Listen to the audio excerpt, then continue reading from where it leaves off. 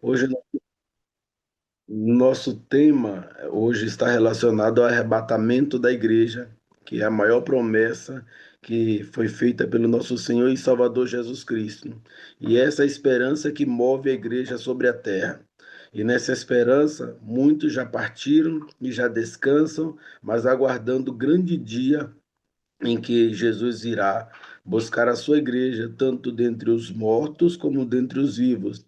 Como nós dizemos, a igreja militante e a igreja triunfante, a igreja que ainda está viva na terra, lutando e batalhando pela perpetuação do evangelho, e a igreja que já fez o seu papel e já descansa com Cristo.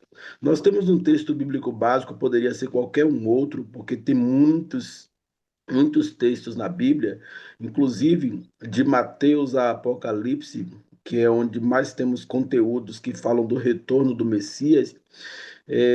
Nós temos aqui em 1 Tessalonicenses, no capítulo 4, seu versículo 15 a 18, que diz assim: Dizemos-vos, pois, isto pela palavra do Senhor, que nós, os que ficarmos vivos, para a vinda do Senhor, não precederemos os que dormem, porque o mesmo Senhor descerá do céu com alarido, com voz de arcanjo e com trombeta de Deus. E os que morreram em Cristo ressuscitarão primeiro. Depois, nós, os que ficarmos vivos, seremos arrebatados e juntamente com eles nas nuvens, a encontrar o Senhor nos ares, e assim estaremos sempre com o Senhor. Portanto, confortai ou consolai-vos uns aos outros com estas palavras. Paulo teve a necessidade de escrever essa exortação à igreja de Tessalônica. E ele diz que ele está escrevendo com base naquilo que o próprio Senhor, quando ele fala Senhor, ele não está se referindo ao Senhor Pai, ele está falando ao Senhor Jesus Cristo, o Filho. E ele está corroborando aqui com aquilo que Jesus já havia dito, que iria, mas voltaria para buscar a sua igreja. Bem verdade que no Antigo Testamento nós temos várias promessas de vinda do Messias, e essa promessa era que o Messias viria para resgatar o seu povo, para remir o seu povo, para fazer um sacrifício de expiação pelo seu povo. Porque o ser humano, na verdade, não precisaria estar vivenciando todas essas situações em que vivenciamos hoje, de problemas de saúde, limitação da vida, escassez, né, os sofrimentos que nos sobrevêm, o afastamento dos familiares, nada disso era necessário se o homem obedecesse apenas um mandamento, que foi o mandamento de não comer da árvore do bem e do mal que estava plantada no jardim. Podia comer de tudo, o único mandamento que Deus deu, o homem não foi capaz de cumprir esse mandamento. E o homem foi assediado, né, pela serpente, acabou cedendo e pecando contra Deus, violando um único mandamento que Deus deu. E, infelizmente, a sentença era a morte. Morte essa que ia ser impactada no corpo, na alma e no espírito.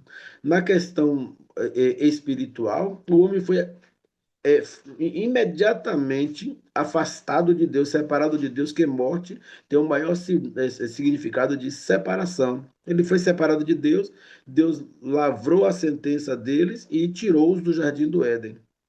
Quando Deus tira do jardim do Éden, o homem fica agora subordinado ao poder da sua natureza carnal. Mas só que Deus havia feito uma promessa: da semente da mulher vai nascer um varão que vai esmagar a cabeça da serpente. Essa era a promessa latente de Deus em todo o Antigo Testamento. Jesus iria, ninguém sabia qual era, quem era essa semente da mulher. Mas aí, com o passar do tempo, Deus foi usando escritores bíblicos. Nós temos um exemplo de Jacó, que eu gosto muito, que ele diz assim, quando ele está partindo, abençoa os seus 12 filhos e seus dois netos, os filhos de José, ele diz o seguinte: a tua salvação espero, ó Senhor. Ou seja, estou morrendo, mas eu espero ainda a salvação que tu prometeste. Nós vemos também um fato enfático na Bíblia, que é o sofrimento de Jó. Diante de todo o sofrimento que ele passou, ele diz para os seus amigos: eu sei que o meu Redentor vive, e por fim ele se levantará sobre a terra. Então havia uma promessa, e tinham pessoas que criam nessas promessas e caminhavam nessas promessas. A vinda do Messias. Aí vem Isaías 700 anos antes de Cristo, e Deus lhe chama, lhe convoca para um chamado profético e, sobretudo, messiânico. E ele começa profetizando. A primeira profecia dele do Messias é: eis que um menino nos nasceu, um filho se nos deu, e o principado estava sobre os seus ombros, e o seu nome está sobre os seus ombros, e o seu nome será maravilhoso, conselheiro, Deus forte, Pai da eternidade, príncipe da paz. Aí depois ele vê: eis que a virgem conceberá e dará à luz a um filho. É como se Deus dissesse assim: já estou começando a tirar o segredo que eu tinha da vinda do Messias para que vocês conheçam. Aí depois é um profeta lá na frente que diz o seguinte: irei e voltarei para o meu lugar, mostrando que a semente da mulher não era apenas um homem comum, era alguém que estava com Deus e viria e voltaria para o lugar dele. E ele diz: até que se reconheçam culpados. Chega o dia, o grande dia de Jesus vir.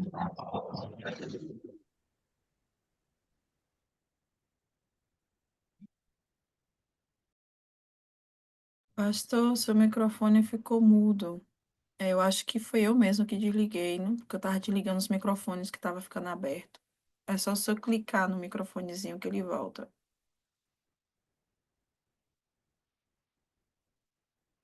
No seu microfone mesmo, tem um microfone vermelhinho. Ah, esse aqui, se eu clicar nele, ele volta.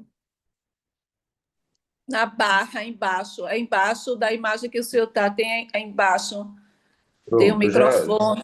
Ok. Pronto, Pronto. voltou.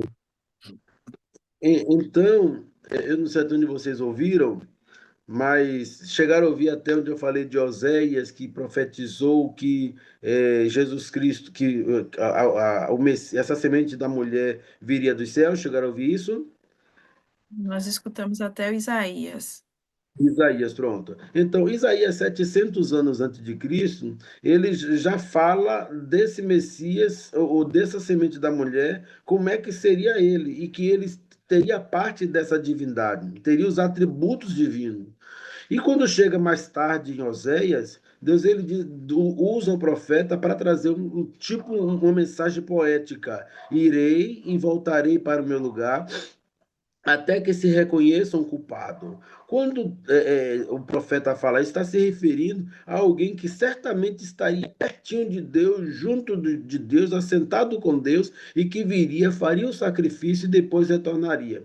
E Jesus Cristo veio, 700 anos depois de Isaías, uns 400 anos depois, ou 500 anos depois de Oséias, Jesus Cristo veio. E por que não tem mais profecias falando? Porque 400 anos antes de Jesus Cristo vir, Deus silenciou-se sobre a terra e não levantou mais nenhum profeta até que veio João Batista. Jesus Cristo veio, aos 30 anos começa seu ministério. Todos sabem que nasceu de uma virgem, todos sabem que Jesus Cristo foi carpinteiro, todos sabem que Jesus Cristo foi uma pessoa, uma criança pobre que nasceu na província da Galileia, na cidade de Nazaré. Todos sabem que Jesus ele teve uma vida dura, foi experimentado no trabalho. Mas quando chega aos 30 anos, convém agora a Cristo manifestar-se ao mundo para declarar o evangelho ou as boas novas do reino de Deus. E quando ele vai se batizar, João Batista afirma: eis o Cordeiro de Deus que tira o pecado do mundo. Agora Jesus não tinha mais como se esconder, porque no seu batismo já fora revelado qual era a sua missão. Ele agora não teria mais uma vida anônima, teria uma vida pública. E isso causou muita inveja. As pessoas começaram a invejar Jesus, a perseguir Jesus, a caluniá-lo também. E ele fez o seu papel. Em apenas 3 anos, Jesus instalou o evangelho do reino na terra, Jesus preparou 12 apóstolos, Jesus morreu pelos nossos pecados, mas antes de ir embora, ele disse para os seus discípulos: vem cá que eu quero conversar com vocês. Ter uma conversa a pé de ouvidos com vocês. Não fiques com os corações turbados. Creia em Deus, creia também em mim. Na casa de meu pai tem muitas moradas. Se não fosse assim, eu vos teria dito, porque eu mesmo é que vou preparar lugar. E se eu for, eu voltarei para mim mesmo, para que aonde vocês estiverem, aonde eu estiver, estejais vós também. Então ele traz uma palavra dessa para dizer para os seus discípulos: eu estou indo, vocês não estão entendendo ainda, minha missão está acabando, eu vou morrer, mas eu não vou deixar vocês só. Um dia vocês vão estar comigo. Chega o momento de Jesus partir para a eternidade. Para a eternidade ou para o sacrifício, melhor dizendo, que Jesus, quando ele parte para a eternidade, ele já vai partir glorificado. É diferente de nós que vamos partir para a eternidade para aguardar a ressurreição ainda. Jesus Cristo não. Jesus Cristo vai voltar direto para Deus. E ele faz uma oração intercessória por ele, onde até nós pregamos sobre isso na Santa Ceia. Ele faz um clamor pela vida dele, pedindo a Deus, ao Pai, para dar de volta a glória que ele tinha antes que tinha com ele, né? Porque Jesus Cristo, quando ele vem à Terra, ele abre mão das suas prerrogativas divinas, seus atributos de onipotência, onisciência, onipresença, eternidade, mutabilidade e alguns outros atributos que são inerentes à sua natureza, à sua essência e que são incomunicáveis para com o homem. Ele simplesmente ora ao Pai, pedindo ao Pai para retornar e receber a glória de volta, a deidade de volta. E ele também pede pelos apóstolos que estão ficando, para dar continuidade à pregação do Evangelho. E ele pede pela igreja de Deus na terra, todos aqueles que hão de crer em mim. Nesse momento está incluso eu, a Raquel, a Tayane, e tantos outros que estão vivendo hoje nessa esperança e nessa fé. Jesus já intercedera por nós há quase 2000 anos atrás. E até hoje Jesus intercede por nós com gemidos inexprimíveis. Paulo foi um homem que perseguiu o evangelho durante muito tempo. E nessa perseguição, Deus o encontrou também, todos conhecem a história, e fez de Paulo, transformou Paulo num grande pregador do evangelho. Paulo chega na igreja de Tessalônica, que é uma das igrejas da Ásia. Quando ele chega em Tessalônica, ele prega essa mensagem do Evangelho do Reino. Ele prega que Jesus Cristo morreu e ressuscitou. Ele prega que Jesus Cristo está sentado à destra de Deus. Ele prega que Jesus Cristo prometeu que voltaria para buscar a sua igreja. Paulo traz uma mensagem sólida de salvação, mostrando que o homem é pecador, mas que existe solução para o pecado, que Jesus Cristo volta a fazer a religação entre o homem e Deus, e quando ele faz essa religação, ele também tem um propósito de voltar novamente. Ele já tinha vindo uma vez para morrer pelos nossos pecados, mas agora ele voltaria para arrebatar a sua igreja. Paulo deixa o trabalho implantado na cidade de Tessalônica e vai mais adiante ganhar outras vidas para Jesus, ganhar outros povos, outras nações para Jesus, porque Paulo era um homem que era embaixador dos céus na terra e implantava a igreja onde chegava. Deixou alguém tomando conta desse trabalho em Tessalônica. Só que a igreja de Tessalônica vivia uma grande perseguição. E de todas as igrejas que Paulo pregou, era a igreja mais perseguida, era a igreja de Tessalônica. Muitas pessoas eram mortas porque o Império Romano agia de forma veemente contra a pregação do Evangelho. E tinha muita gente sido mortas por causa dessa pregação do Evangelho.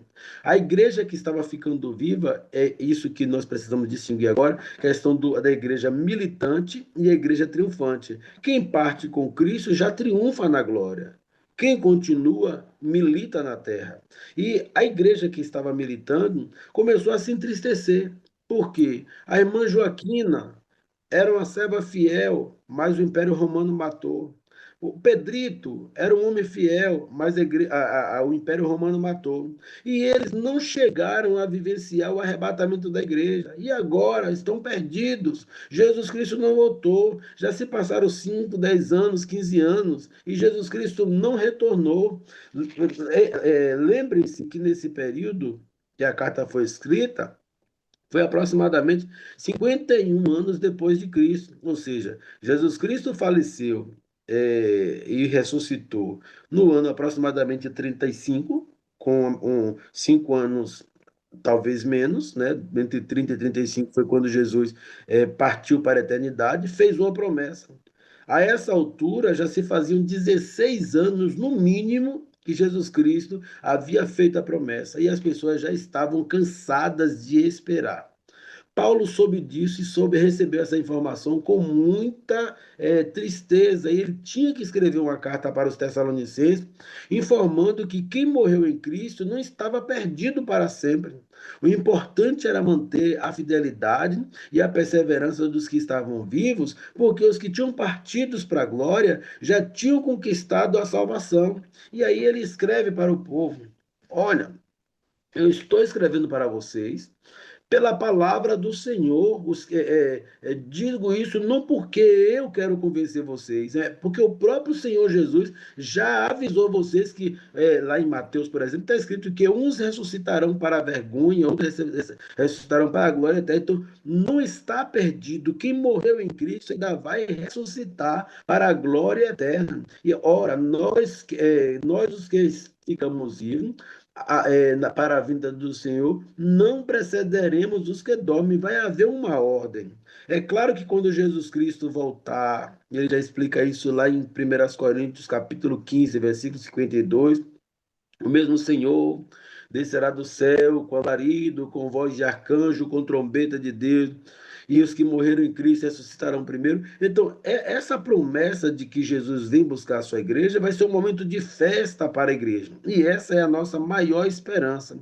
Quantos já partiram do ano 33 até 2024? Muitas pessoas partiram. Quantos partiram na esperança de que Jesus Cristo voltaria para buscar a sua igreja? Esses tais dormem com Cristo, dormem na esperança, aguardando o toque da última trombeta, porque a trombeta soará e a qualquer momento. Só que Jesus deixou os marcos que isso iria acontecer. Nós passaremos por apostasia, seriam nação contra nação, reino contra reino, guerras em todos os lugares, pestes, terremotos, seria filho contra pai, irmão contra irmão, os homens se desfalecendo no seu amor. A Bíblia diz que os homens seriam amantes de si mesmos. Tudo são sinais da volta de Cristo. Mas existe um grande sinal da volta de Cristo, que é quando a figueira florescesse. Jesus diz assim, ó, quando vides a figueira florescer, acautelai-vos, porque a vossa redenção está próxima. Esse é o maior sinal. Por que eu considero esse o maior sinal? Porque a figueira, nesse texto, é a nação de Israel, no seu sentido político. E Deus, Jesus, ele deixa claro que a nação de Israel, que já não existia, mas com o poderio governamental, há 400, não, há 500 anos antes de Cristo, e já tinha se dividido há 600 anos antes de Cristo. Se nós formos considerar que Jesus estava no momento em que Israel já deixara de existir há mais ou menos 600 ou 700 anos, quando dividiu as tribos, e depois deixou de existir quando as 10 tribos foram espalhadas sobre a terra, e que ficaram apenas 2 tribos, e que essas 2 tribos ainda seriam espalhadas, só estava aguardando Jesus Cristo fazer o seu sacrifício. Então, nós vemos que essa dispersão dos judeus, a perda provisória da sua terra, que foi uma perda demorada, que levou em torno de 700 mais 1.900, 2.600 anos aproximadamente. Israel não teve nação, mas em 1948, Israel novamente, levantada a pauta de Israel voltar a ser nação, ocupar a sua terra, Israel volta a ser nação, Israel começa a florescer. Esta é a maior evidência de que a vinda do Senhor está próxima. Israel, em 1948, foi declarada nação. E hoje, Israel, em apenas 70 hoje seriam 77 anos, ele vai fazer esse ano em junho, vai fazer 77 anos que Israel voltou a ser nação.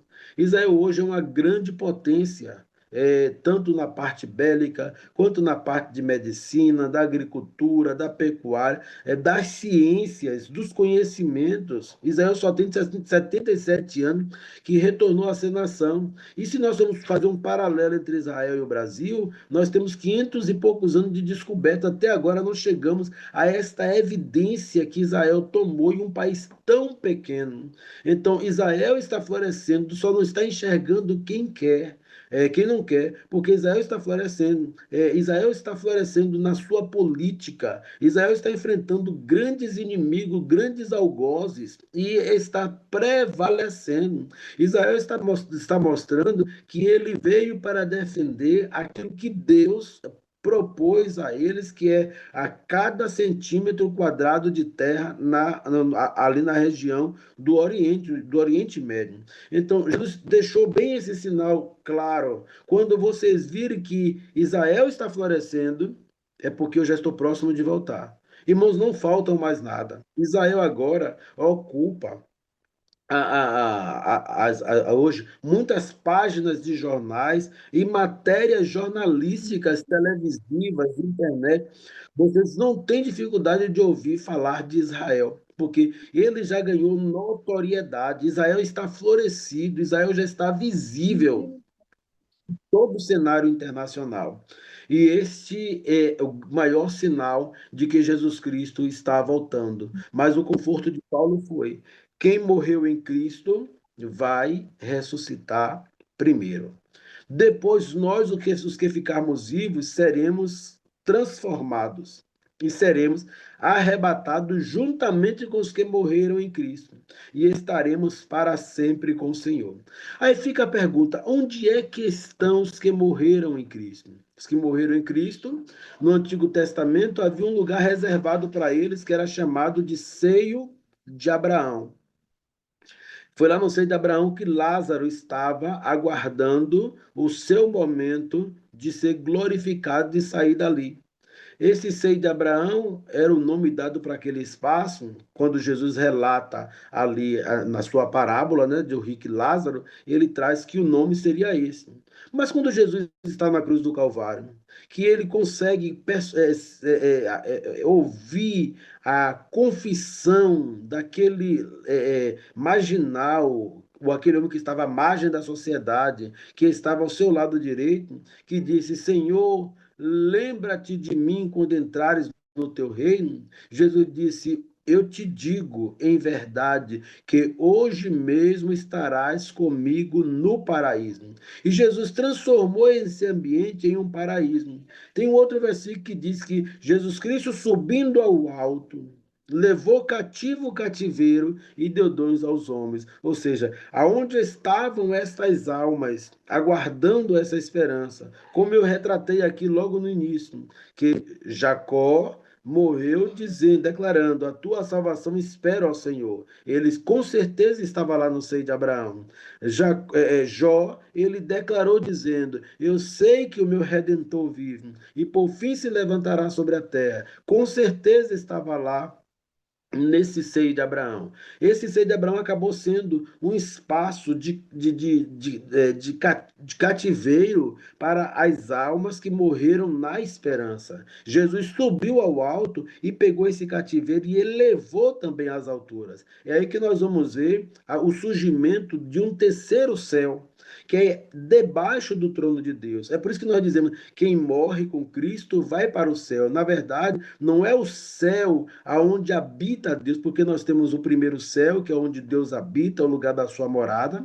Nós temos o segundo céu, que é esse visível, essa cortina, inclusive, ornamentada com estrelas, com lua, com o sol, com as nuvens, e que nossos olhos acaba sendo uma cortina que nós não enxergamos o que está por trás dela, mas entre essa cortina solar, essa cortina visível e o trono de Deus, existe um terceiro céu, que pela sua ordem foi o terceiro que foi criado, foi o terceiro a surgir. E Jesus, ele pega esse seio de Abraão, que fica no seio da terra, e leva lá para as alturas, debaixo do trono de Deus, onde as almas agora podem ouvir os anjos cantando. Eu chego a me arrepiar todo. Onde pode ouvir os anjos cantando, já salmodiando, e eles estão aguardando, num estado de consciência, de descanso. Eles estão aguardando o dia em que Deus vai dizer: meu filho pode ir buscar a minha igreja. E quando ele disser isso, os anjos vai vir com ele. Ele diz que todos os anjos irão com ele, porque é uma ansiedade, uma expectativa dos anjos em conhecer quem são essas pessoas que serão arrebatadas, quem serão esses filhos de Deus. Ele diz que toda a criação geme com dores de parto até agora, até que sejam manifestos os filhos de Deus, e os anjos estão nessa expectativa, eles virão. A Bíblia diz que ele virá com voz de arcanjo e com trombeta de Deus. É quando o arcanjo Miguel irá tocar a sua trombeta, o alarido também que vai ser do Espírito Santo para regimentar todo o exército de Deus. Brasil, Estados Unidos, os países tanto da América, como da Europa, como da África, como da Ásia, como da Oceania. Todos esses países, o Espírito Santo vai proclamar um alarido: chegou o momento, chegou o noivo está chegando, como está lá escrito na parábola das 10 virgens. E aí aqueles que estiverem ligados com Cristo vão ser automaticamente transformados, porque esse corpo que come carne e feijão, não vai poder entrar nos céus, porque ele é pó, mas ele vai ser transformado em um mesmo momento, em um corpo incorruptível, um corpo de glória, onde a lei da gravidade não vai mais operar sobre ele, porque se eu dou um pulo para cima, por mais alto que eu pule, que eu salte, eu vou ser atraído pela força da gravidade para o centro da Terra, mas o corpo que eu vou receber, a lei da gravidade vai ser quebrada, automaticamente eu vou poder subir com Cristo para encontrá-lo nas nuvens. E quando nós formos arrebatados juntamente com Abraão, Isaac, Jacó, Jó, esse ladrão que se arrependeu na cruz do Calvário, porque, queridos, nós cremos que vamos encontrar com todas essas pessoas no céu, mas Jesus deu uma garantia, que aquele ladrão estaria com ele no paraíso. Então, nós temos certeza que está lá.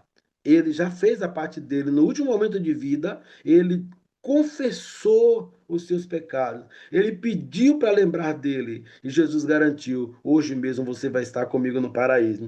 E Jesus esteve lá, inaugurou o paraíso, passou 3 dias morto. Ao terceiro dia, ele ressuscita, volta para confirmar os seus discípulos. E depois, quando ele sobe aos céus, diz a Bíblia que ele convoca os seus seguidores até o monte da Galileia. Quando chega lá no monte, ele dá as últimas instruções, e a Bíblia diz que ele vai só levitando, levitando, levitando, e os galileus olhando para cima, até que Jesus some nas nuvens. Quando Jesus some nas nuvens, eles continuam olhando, porque Jesus tinha prometido que ia voltar. Então, ele subiu, talvez assim, vai voltar agora. Não, Jesus não ia voltar agora. Desceu 2 anjos de Galileia, 2 anjos na Galileia e disse: varões galileus, por que vocês estão olhando para cima?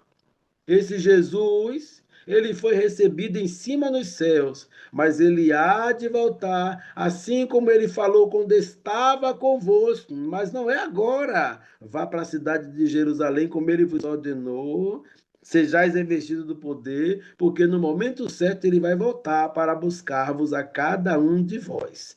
E nós estamos nessa expectativa. Querido, a esperança é que nos move sobre a terra. É essa esperança que não nos faz desistir da caminhada. Porque tem tantas pessoas hoje retornando do Evangelho. Será que existe uma promessa maior?